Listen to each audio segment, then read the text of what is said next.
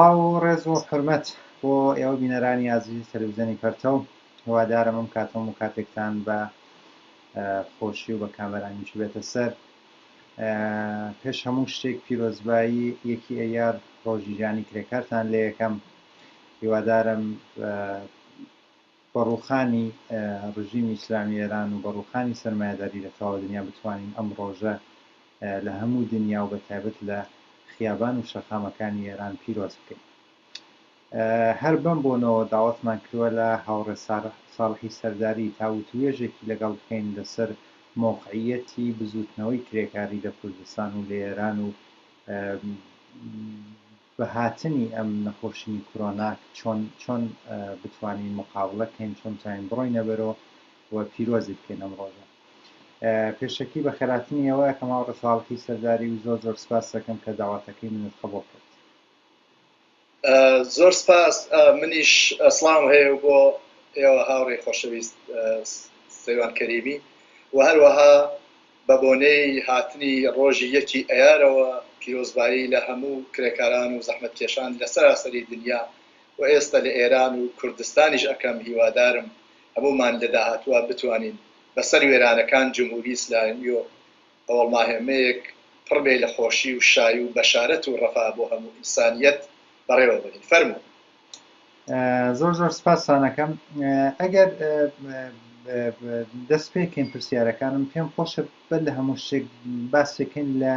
وەزعیەت لە مۆقعیەتێک کە بزوتنەوەی کرێکاریەسی لە کوردستان بە تایبەتەوە ئەگەر پێتان خۆش بوو لە سەراسەری ئێران کە بزانین لەکوایە کە دوایی لەسەرەوە حتمن پرسیارەکان تر دێتە بەرەو ئاڕاستەیەوە. بەڵێ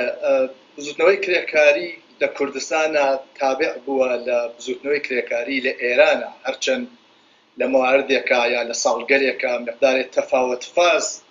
موجود بووە، بەڵام بەرحاڵ بزوتنەوەی کرێکاری هەر دوای ڕوخان جمهوری ئیسلامی و یەکێ لە بزوتنەوەهای مەترەح لەمەیانە بووە بەرامبەر بە بزوتنەوەهای بورژوایی و ناسیۆنالیستی لە کوردستانە هەر لە ئەوڵۆ لەژێر فشار و اختناق و سەرکوتی جمهوری ئیسلامیە ئەم بزوتنەوەی کرێکاری لە کوردستانە هەرچەند جار توش ئەوە بووە فەرازونشی بووە، بەڵام بزوتنەوەیەکی زین و کاراوە سەدان ڕەهبەر و فعالی کرێکاری داوەسە دەرەوە. دەشایەتی زۆر سەختە بە تایبەت بیان وەختێ چاوی لێیەکە لە ڕابردوو چای ئەخشێنێ بەم بزوتنەوە لە کوردستانە عەلا ڕەغمی کوشت و بڕ و ئیعدامەکانی ساڵەکانی ساڵی 65 و 66 و 67 و 68 ئەوان لە پاساژ عیزەتی چەند ساڵ لەسەر یەک ئەم بەرحاڵ ڕۆژی یەکی ئەیار و ئەوانە بەرگوزار بووە، هەرچەند کەسانی وەکو جەماڵی چراغۆیسی یادی بەخێر یا خالدی بابا حەجیان ئیعدام کران و یا زۆر کەس لە فعالینی کرێکاری ئەو سەردەمە کەوتنە زیندان و شکەنجە کران، ساڵها تنی زیندانەکان کران و لە بەندیخانەکانی جمهوری ئیسلامیە بوون. بەڵام سەرڕای ئەوان بزوتنەوە لە کوردستانە هیچ وەخت تەسلیم نەبوو، هیچ وەخت نەچوە دواوە و سعی کردووە تەلاشی کردوە بناسبهای مختلف لە ئەترازاتە بەشداری بکە، داوای حەق و حقوقی خۆی بکە. کەسێک چاو بەم بزوتنەوە بەخشێنێ هەر لە ئەوڵۆ هەتا ئاخر ئەتوانێ بە فاکت و بە عەکس و بە ئەسناد و نیشانی باکە چەندێ ئەم بزوتنەوە زین و بووە، تەلاشی کردووە. هەر لەبەر حتا مەسەڵان غێرە ساڵەکانی زووە عەرزمکردن چەند ساڵ لەمەوبەر بە بۆنەیەوە کە مەجموعەیە لە فعالینی کارگەری ڕۆژی یەکی ئەیاریان جەژن کرد شەلاقیان لێدا، بەرزوو مۆسە بە حەبس و بە زیندانی مەحکوم کران. بەڵام جمهوری ئیسلامی و سەرمایەداری عەلا ڕەغم گشت ئەمانە هیچ وەخت نەیتوانی ئەم بزوتنەوە دار پاشکچێکەوە. بەتایبەت ئەگەر چاوی لێ بکەین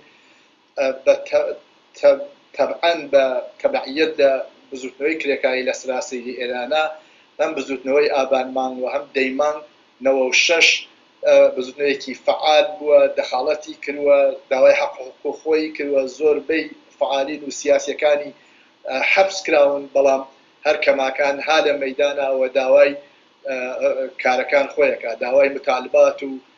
ئەوانەی خۆیەکە، حتا غێرز ئەوە کە بۆ حقوقی سنفی و ئەوانەی خۆی تێکۆشاوە لە توول ئەم 34 ساڵی ڕابردووە بزوتنەوەیەکی سیاسیش بووە بەرامبەر بە بۆ چون گەلێکتر لە جامعاوە گەرەکی خەڵک یا کرێکار و زەحمەت کێش کەماکان لە ئینقیادی سەرمایە بن شت گەلێکی لاوەکی بێت ئەم مەنفعەت تەبەقاتیانە لەبەرچاوبخا ئەوان بەشدار بوون و بەرامبەر بە بزوتنەوە گەلێکتر لە کوردستانی شابووە ئەمان فعال بوون دەخاڵەتیان کردوەکو بزوتنەوەی ناسیۆنالیستی بەلەخرە بزوتنەوەی لە کوردستانە بەهۆی سەرکوتی جمهوری ئیسلامی بەهۆی بوونی سیستەمی میلی لە کوردستانە ئەم بزوتنەوە ناسیۆنالیستیە بووە بەڵام هیچ وەخت بزوتنەوەی کرێکاری لە مەقابڵیا ساکت نەبووە سعیکردوە قسەی خۆی بکات لە زوان فعالین و ئینسانە چەپەکان و کۆمونیستەکانی ناو بزوتنەوەی کرێکاری بەحث و جەدەل خۆیانیان کردەوە سەرنجام بالاخره ئەنچاوێ لە جامعەی کوردستان بکەین غیر از جمهوری ئیسلامی دوو بزوتنەوە شان بەشانی یەکەن بزوتنەوەی ناسیۆنالیستی بزوتنەوەی کرێکاری کە بە هەرحاڵ تەلاشەکەن بۆ ئەوە کار و فعالیەتی خۆیان بەنەبەرەوە بۆ ئەوە قسە و باس و سیاسەتی خۆیان سەر جامعە ببێ و بزوتنەوەیەکی شۆرایی کرێکاری کە خەڵک و کاریگەران بێن لە سەرنوشتی داهاتووی خۆیانە دەخاڵەت بکەن ئەم بزوتنەوە فعال بووە لە حاڵ حازرە هەیە و بەتایبەت لە 1 ساڵ ڕابردووە جارێکی تر قەدی عەلەم کردووە عەلارەغم ئەو هەموو سەرکوتگەری و وحشیگەری جمهوری ئیسلامیە ها لە مەیانەوە خەریک فعالیەت زۆر سپاسان دەکەم مەسلەیە کە ئێستا لە تەواو بەو شوێنە کرێکاریەکانە هەمیشە باسی لێکرێت جامعەیش باسی لێکا بەتایبەت ئەوەسە کە دەوڵەت داوای کردووە یا کەما بێت دروستەکەی وەسە مەجبوری کردوە کە کرێکارەکان کە کارمەندەکان کە گەڕنەوە بۆ سەر کار گەڕنەوە بۆ سەر ئیشوکاری خۆیان و ژیانێکی مەعموڵی هەرچەند کە بێ مەعموڵی نیە دەست پێکەن من پێم خۆشە بزانم بەتایبەت بۆچوونیەوە بزانم کە سەبارەت بە مۆزایە ئەمە شتێکی دروستە شە قبول بکرێت یاچێنە لە بەرابەر یا بێسێت و ئەم وەزیەتە قبول نەکرێت بەڵێ فکرەکەم نامەسئولبوونی ڕژیمی جمهوری ئیسلامی نەتەنیا لەم سەردەماکە ئێستا کۆرۆنا بەربینی بە خەڵک گرتووە و لە شارەکانی کوردستانیشە بەداخەوە خەڵکێک تیاچوون یا مبتەلا بوون هەر لە سەرەتاوە ئەم جمهوری ئیسلامیە ئەحساس مەسئولیەتی نەکردووە بەتایبەت ئێستا کە ئەم میکروبیشە هاتووە و گیانی خەڵک و ژیانی خەڵکی تهدید کردووە ئێستا ئەمان نامەسئولانە ئەڵێن بڕۆنەوە بۆ سەرکار ئەمان هیچ شتێک لە مورد گیانی ئینسانەکانەوە وتایت کرێکار و زەحمەت کێش تەبەقەی کاریگەرێوە مەجبورە ئەگەر ڕۆژێ نەشتە سەرکار واقعاً فەقر و فەلاکتێ زیاتری پێتەحمێڵە بێ بۆیە گەرەکیانە خەڵکە بنێنەوە تعدادی زۆریشیان ناردۆتە سەرکار کە ئەمە بەنظر من نامەسئولانەترین ڕەفتارەوە ئێستا ئەکرێت لەگەڵ کاریگەر و زەحمەت کێش لە جامعەوە ئێستا بەحس ئێمە لە مورد کوردستانیشەوە هەروایە ئەمان بۆ ئەوە سوودێ زۆرتر بێن بۆ ئەوە چرخی اقتصادی خۆیان بگەڕێەوە ئەو هەموو مفسدە ئەو هەموو بنگاو نەهاد و دەوڵەت و سودانە ئەوانەوە بالاخره جمهوری ئیسلامی بەرەوەی لە سپای پازارەوە بیگەن تا بەیتی ڕەهبەری تا دەوڵەت تا وەزیر و وەکیڵ و مەجلیسی مفتخۆری جمهوری ئیسلامی بۆ زۆرتر استثمار بکەن زۆرتر بخەنە جیب و زۆرتر بزن لەم خەڵکە ئەسەن ئەوە بۆیە مەسەلە نیە مەسەلەی گیانەوە خەڵکەسە بۆیە مەسەڵەن قەتاگە لە بیرتان بێ ڕۆحانی هەر لە ئەوڵەوە وتی ڕۆژە شەمبە مەسەڵەن خەڵکەچنەوە سەرکار ئەمە هیچ نییە کە دیمان بە وسعەت بەداخەوە ئەمە لە ئێرانە ئەم نەخۆشی کۆرۆنا بڵاوە بوو خەڵکی زۆر توش بوو حتا ئامارەکان 5 بەرابەر ئەوەن وا ئەڵێن خەڵک توش بوون مەرگ و میر بەداخەوە 5 بەرابەر ئەوەن وا جمهوری ئیسلامی ئیعلامیەکە بۆیە ئێستش کە گەرەکیانە ئەم سیاسەتە بەنەبەرەوە بۆ منفعەت خۆیان بۆ حفزی اقتدار و سروەتی خۆیان نامەسئولانەترین ڕەفتارێوە ئەیکەن من ئەزانم هەرچێ کەسە تێ ئەگا کرێکار و زەحمەتکێش لەو جامعە ئەگەر نەچێ بۆ سەرکار واقعاً برسیەتی بەربینی پێگرێ بەڵام ئایا لە جامعەی ئێرانە سرەوت و سامان کەمە بۆچی ناتوانن بۆ ماوەیەک بێژن قەرەنتینە کەماکان ئیدامەی بێت ئێوە لە ماڵە بمێنەوە ئەم فاسڵە ئیجتیماعیە ڕاگرن مەشنە خیابان مەشنە کار ئەوە سرەوت و سامانێ ئێوە 40 ساڵە کۆتان کردوەسەوە ها لە دەست جمهوری ئیسلامیە ها لە بەیتی ڕەهبەریە ها لە نهادی بنیادی مستضعفین و بنیاد شهدا و کمیته امداد و سپای پاسداران و ئەو هەمووە ملهڕە وا خەریک سرەوت و سامان و ڕەنجی تەبەقەی کارگەر و خەڵکی زەحمەتکێش لە ئێرانە 40 ساڵە کۆکەنەوە دا ئایسە با لە عەقل بەشێکی خەری اختیارم خەڵکە من پێم وایە ئەوە نەسرەوت و سامان کەڵەکە بووە لە دەستەم نەهادانە ئەگەر 6 مانگ و ساڵێکش و چەند ساڵیش خەڵک لە ماڵەوە دابنیشن ئەم سەرەوت و سامانە بەشەکە وەرێ ئەم دەوڵەتە ئەم جمهوری ئیسلامی هەروواکە 40 ساڵی ڕابردووە نیشانی داوە زەڕەیەک نسبەت بە وەزعیەتی ژیانی خەڵک وەزعیەتی جامعە بێهداشت و ئەمنیەتی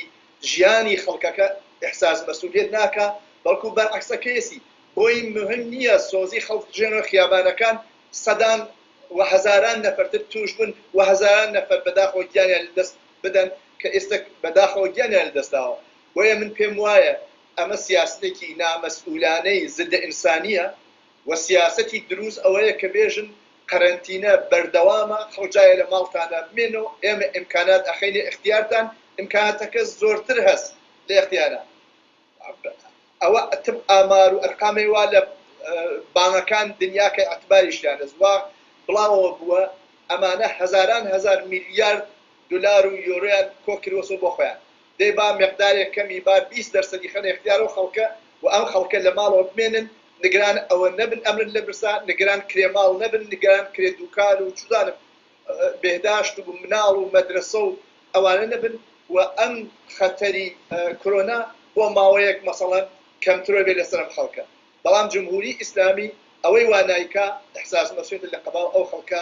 نەتەنیا لەسەر مەسەلەی کۆرۆنا لە هیچ مەسەلەیەکە لە جەنگا لە ترۆرە لە زیندانیکردنا لە بێئیمکانکردن خەڵکە ئەو هیچ احساس مەسئولیت ناکە بۆیە ئەم سیاسەتەی ژوا ئێستا ئەمان بەرحاڵ ئەیبەن بەڕێوە ئیجرایەکەم سیاسەتێکی خەتەرناکە خەڵکێکی زۆرتر بە نەزەر من تووشە بن و ئەگەر ئەوان بەشەی لەم سرەوت و سامانیان بدایە ئەگەر بیمەی بێکاریان بدایە وەکو بەشێک زۆر لەم دەوڵەتانە کشی سەرمایەداریشن وی لاقل بەشی لەو سرەوت و سامانە لە مەسەڵەن کشوەگەلێ ئوروپایی یا لە کشوەگەی لەم دنیا کۆیان کردوەوە بلەخەڵ دەرسەدێکی خەنە اختیار خەڵک بۆ خەڵ لە ماڵەوە بێنن وەلێ سلامەتیان تەئمین بێ ئەمنیەتیان تەئمین بێ بێهداشتیان تەئمین بێ هەر کەسێ چوزانم ئەگەر بچێت بلەخەرە ئیمکاناتێکی مەجانی و بێکار بێ فەقیر بێ خەنە اختیاریان چ بێهداشتی بێ چ مەسەلەی ماڵی بێ بۆ بەڕێوەبردنی ژیانی خانەوادە و کەسوکاریان بێ ئەی خەنە اختیاریان بەڵام جمهوری ئیسلامی لەو دەوڵەتانەیە کە غەیرە سەرکوت و غەیرە ئەشکەنجە و غەیرە سیاسەتی زندە ئینسانی بەرامبەر بە کۆڵانی خەڵ لە ئێران و لە کوردستانیشان ناگرێتە بەر هەر بۆیە ماڵوێرانیەک زۆرترێ و من نگەرانم لە مۆزعاوە نگەران ئەوەم کە ئەم کۆرۆنا ئەگەر ئاوا بچێتە بەرەوە و ئەوان ئاوا ئەحساس بچێت دەکەن خەڵکێکی زۆرتر توش ئەمە بن و بەداخۆ زیانێکی زۆرتر لە کۆڵانی خەڵک بکەین. زۆر سپاس هاوڕە ساڵحی سەرداری وەکو پرسیاری ئاخر بکەم خۆشە سبەینەیەکی ئەیارە ئێوە پیرۆزباییتان کرد لە کرێکاران و خەڵکی کوردستان بۆنی ئەم ڕۆژە بەڵام پێتان وابێت بەو باسەکە کردمان لەسەر مۆقعەتێک کەم جۆنبشایەسی و مۆقعەتێک کە ئیسە کۆرۆنا داویە بەو جامعە پێتان وابێت چی ئەقداماتێک ئەتوانێت مواسر بێ و چ شتێک ئەتوانێت لە بەرنامەی فعالینی کرێکاریا بێ بۆ پیرۆزباییکردن و پیرۆزڕاگرتنی ئەم ڕۆژە. بەڵێ هەروواکە لە سوعالی ئەوڵیشا من ئیشارەم کرد ئەم ڕۆژە هەمیشە لایەن تەبەقەی کارگەر لە کوردستانە ڕێزی لێگیراوە فعالینی سیاسی تەلاشیان کردووە بە شێوەگەل مختلف وەختوا بووە بە سەدان نەفەر لە شوێنێکا کۆبوو لەسۆ قەتنامەیان سادر کردووە وەختوا بووە نەیانتوانێت ناو کۆڕ و کۆمەڵی خانەوادگی یا کۆمەڵی ئەوانەوە هاوسەرنوێشتن کاریان کردووە یا بەرحاڵ تەشەگولگەرێکی بچووکیان لە سەد شارەکانی کوردستانە بووە ئەم ڕۆژیان ڕێز لێگرتووە جەژنیان گرتووە ئەوانە غێرس ئەوە لە ئاستی کولی جامعە فعالی سیاسی سعیان کردووە ئەم ڕۆژە بە ڕۆژی کرێکار بە خەڵک بناسیێنن و بێژن تاریخچەکەی سابقەکەی بۆچی ئاهەمیەتی هەست و لە سەراسەری دنیا وەکو باقی هاوتەبەکانیان جەژن بگرن و شایی بگرن و ئیدعانامەی خۆیان عەلەی سەرمایەداری کە ئەم وەزعەی بەسەر کول دنیا هاوردووە سادر بکەن دەیان قەتنامە لە ساڵگەل ڕابردووە یا سخەنڕانی کراوە بەحث کراوە جەدەل کراوە وەێ ئیم ساڵ بەداخەوە بە بۆنەی ئەم کۆرۆناوە ناتوان کۆبنەوە و ئدعانامەی خوان وەێ وازام شێوە گەلێ مختلف خەریکن بەکارە بن لە ئفتکارگەلێک تازە خۆیان بنیامگەلێکی مجرڕبن ساڵها تەجربەیان هەست بە هەرحاڵ سیاسەتیان کردووە ئەزان وەز بەرەوەکوێچێ سەیەکن ڕێگەیە بدۆزنەوە کە ئەم ڕۆژە عەلارەغم ئەم مشکڵاتێکە کۆرۆناویانی ئیجاد کردو عەلارەغمەوە کە ناتوان لە شوێنێکا لە سارۆنێکا لە شوێنێکا بدۆنێکا کۆبنەوە بەڵام هەر ڕێز لەم ڕۆژە بگن جەژن بکن و دەعانامەی خۆیان عەلەی سەرمایەداری و ئاوای بەسەر بەشێت و ئەکسێتی ئەو جامعە کە تەبەقەی کارگەرە هاوردووە سادر بکەن ئەوان تاوە نازوان خبەر مەز خەریکن قەتنامەگەلێ مختلف لە سەد هەم سەدحی ئێرانە هەم سەدحی کوردستانە ئەدەنە دەرەوە بەشێکی یاتەسە دەرەوە بەشتی خەریک مسادرەکەن سعیان کردووە بە دانانی بەحث و جەدەل و سمینار و وانە لە کۆڕ و کۆمەڵ یا لە دنیای مەجازیە قسەباسی خۆیان بکەن و ئەم ڕۆژە ڕۆژێک نەبێت کە وەکو ئاواتی جمهوری ئیسلامی یا کول بورژوازیە لە سەیاسی دنیا بە سکوت بەرگوزار بێت لە دەواازەی شارەکان لەسەر بەعزێ لە کۆڵان و خیابانەکان و شوێنی کار حتما پەرچەمی یەکی ئەیار هەڵەکەن حتما فعالیەتەکەن حتما کۆبنەوە ئیساگەر نەتوان لە سەدحێکی وەسیعا لە کۆڕ و کۆمەڵ خۆیانە ئەم ڕۆژە وەکو ڕۆژێکی فەراموش ناشدنی بلەخەرە بۆ خۆیان ڕێزەکن ئەگەر بزوتنەوە های تر ڕۆژگەل خۆیانیان هەیە ڕۆژگەل مەزهەبی میلی ئەوانەیە ئەم ڕۆژە ڕۆژی چینی کرێکار لە سراسەر دنیا تەبعەن لە کوردستان و ئێرانیش بەو بۆنەوە وازانم ئێمە شاهد ئەوە بین عەلارەغم مشکڵاتەوە هاتووە بەرۆ فعالینی سیاسی فعالینی کاریگەری ئەو کەسانەوە دڵیان بۆ ئازادی و بەرابەری و ڕەفاه لێدا بۆ بەرابەری تەڵەبی و حەقخوازی طەبەقەی کارگەر لێدا کە کول ئەم جامعە لەسەر شان و ئەرکی ئەوان ئەگەڕێ تەلاشەکەن بەرحاڵ ڕێگەی تر بدۆزنەوە خەریکن و ئازانم ئەو نە پۆختە و با تەجربە هەن کە ڕێگە هەل گەلێکی تر بدۆزنەوە بووی بۆیە من لە ئاخریشە امیدوارم و جارێکی تر پیرۆزبایی ڕۆژی یەکی ئەیارەکەم لە هەموو کرێکان و زەحمەتکێشان بۆ امیدوارم بتوانن فعالینی کاریگەری و ڕەهبەرانی بزوتنەوەهای کرێکاری ئەم ئەرکە بەم شێوەوە طبعاً مۆری دنیای ئەمڕۆی پێوەیە بەنەبەرە و ئێوەش هەر سەرکەوتوو. زۆر سپاسانەکەم هاوڕە ساڵحی سەرداری بۆەوە کە لە ئەم بەشەی لە بەرنامەیەمە بەشداریتان کرد. ڕێش سپاسدانەکەم. زۆر سپاس بینەرانی عزیز. دوایین بەشی بەنامەیەم شەو کلیپێکە کە پیرۆزبایی یەکی ئەیارە لەلایەن بەشێک لە ئەندامان و کادرەکانی حزبی حکومەتیستۆ. بە ئەم کلیپە گەینە کۆتایی بەنامەیەم شەو. زۆر سپاسانەکەم کە بینەری ئێمە بوون. هیواداری شەوێکی خۆش و ڕۆژێکی زۆر باشتان